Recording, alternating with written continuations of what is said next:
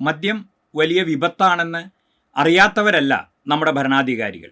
മനുഷ്യൻ്റെ ആരോഗ്യത്തെയും മാനസിക നിലയെയും തകർക്കുന്നതാണ് എന്നറിഞ്ഞിട്ടും ഇതിനെതിരെയുള്ള പ്രഖ്യാപനങ്ങളും വാഗ്ദാനങ്ങളും പാഴ്വാക്കുകളായി മാറുന്നു. മാത്രമല്ല, അറിഞ്ഞുകൊണ്ട് തന്നെ മദ്യത്തിൻ്റെ ഉൽപ്പാദനവും വ്യാപനവും പ്രോത്സാഹിപ്പിക്കുകയും ചെയ്യുന്നു. രാഷ്ട്രീയ നേതൃത്വത്തിൽ നിർണായക സ്വാധീനം ചെലുത്താൻ കഴിയുന്ന മദ്യ ലോബിയുടെ സ്വാധീനം തന്നെയാണ് ഇതിന് പ്രധാന കാരണം.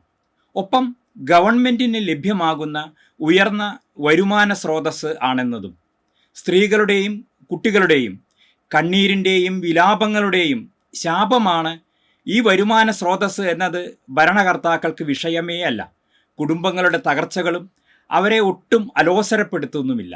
മദ്യവർജനം, ഘട്ടം ഘട്ടമായി മദ്യം ഒഴിവാക്കൽ എന്നിങ്ങനെയുള്ള വിവിധ മുന്നണികളുടെ തെരഞ്ഞെടുപ്പ് വാഗ്ദാനങ്ങൾ ജലരേഖകളായി മാറുന്ന അനുഭവമാണ് നമുക്കുള്ളത്.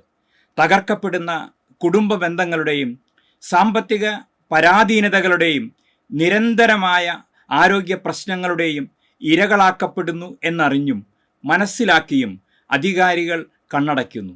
മാത്രമല്ല, മദ്യശാലകളുടെ എണ്ണത്തിൽ ഗണ്യമായ വർധനവ് വരുത്തിയും മദ്യ ഉൽപ്പാദനവും വ്യാപനവും വർദ്ധിപ്പിച്ചും ദുരിത വർധനയ്ക്ക് അവർ വഴിവെക്കുന്നതായാണ് കാണുന്നത്. മദ്യത്തിൻ്റെ ലഭ്യതയ്ക്കുള്ള സമയം പരമാവധി വർദ്ധിപ്പിച്ച് മദ്യ സംസ്കാരത്തിന് അവർ ആക്കം കൂട്ടുന്നു. ഇനിയും കേരളം ദുരന്ത ഭൂമിയായി മാറാതിരിക്കാൻ ശാരീരിക മാനസിക ആരോഗ്യമുള്ള ഒരു തലമുറയ്ക്കായി മദ്യവിപത്തിനെതിരെയുള്ള പോരാട്ടം ശക്തമാക്കിയേ പറ്റൂ. അതിനുള്ള ഏറ്റവും നല്ല അവസരമാണ് ഈ തെരഞ്ഞെടുപ്പ്.